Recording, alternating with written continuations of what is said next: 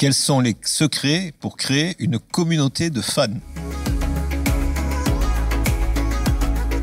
La bonne nouvelle pour la communauté de fans, c'est que c'est un sujet que j'adore. J'en parle et je le vis, j'ai ça en intraveineuse. On a un module dans l'incubateur, il fait 4 heures sur le sujet. Et ce que je vais te proposer de faire, c'est plutôt de te partager, pour avoir une communauté qui fonctionne, quelles sont un peu pas les fausses croyances, mais les erreurs qu'on peut faire, mais genre les plus communes, qui zappent une communauté, et quels sont les enseignements derrière. Une communauté, en fait, à la base, ce sont des êtres humains, même si on peut discrétiser, c'est un ensemble d'êtres humains. Et ces êtres humains, en fait, pour qu'on puisse parler de communauté, le premier enseignement, c'est qu'ils aient un but commun. C'est-à-dire que tu peux difficilement créer une communauté s'il n'y a pas une vision commune, un objectif commun qu'on souhaite atteindre.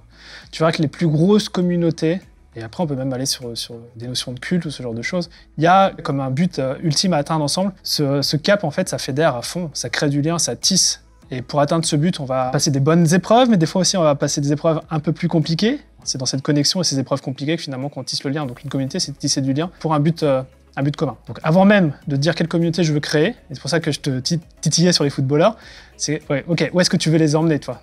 Donc au départ, on ne le sait pas, on peut tester, mais en tous les cas, ça en fait partie. Un deuxième élément, c'est que cette communauté, il y a des gens dedans et il y a des gens qui ne doivent pas y être. On peut avoir tendance à se dire, une communauté, je rassemble le plus de gens possible.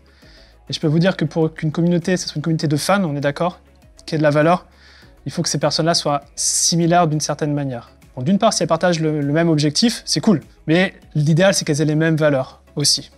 Je vais te donner un exemple. Toi, dans cette communauté internet, infoprenariale, ce qu'on partage, ce qu'on explique, ça pourrait servir aux startups, j'en ai parlé, ça pourrait servir aux e-commerce, mais c'est pas la communauté. C'est-à-dire que certes, ça peut être le but commun, c'est de professionnaliser son industrie, faire plus de chiffres, j'en passe, mais au niveau des valeurs, ça va pas coller. Donc forcément, s'il y a différents types de personnes dedans, la communauté va jamais prendre.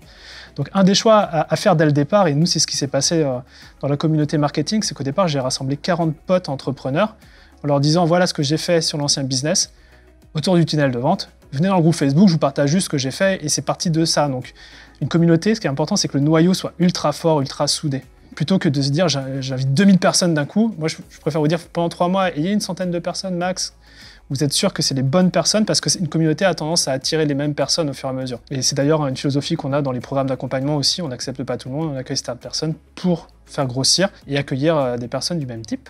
Et peut-être un troisième point qui me semble ultra important, c'est une communauté doit avoir un visionnaire, un leader à sa tête en fait. Et quand on est visionnaire d'une entreprise, des fois on se dit je me monte une communauté puis derrière on disparaît.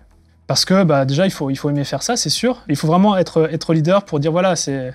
T'as la vision, t'es sur le bateau, puis il y a le capitaine du bateau qui emmène tout le monde. Et je crois que des fois, on a tendance à oublier que notre rôle en tant que leader. Et ça, c'est hyper important. Quand on lance une communauté, ça peut être très bien les 2 premières semaines, 3 premiers mois, puis à un moment, on peut s'essouffler. Et ce qui m'en arrive au 4e point, on crée une communauté autour de gens qu'on aime et qu'on adore, en fait. Sinon, je pense que c'est très compliqué sur le long terme de maintenir une communauté. On parlait des réseaux sociaux, et je pense que c'est très lié. Si une communauté, c'est pas juste...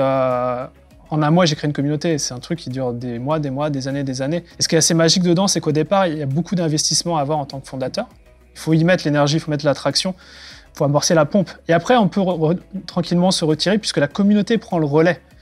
Par exemple, dans l'incubateur ou le mastermind, même si au départ, je donne l'impulsion, là, aujourd'hui, ce sont les membres. Parce que même objectif, même valeur, qui alimentent finalement la valeur de ce groupe-là. Et encore une fois, une communauté reste une communauté si elle trouve un intérêt à y rester.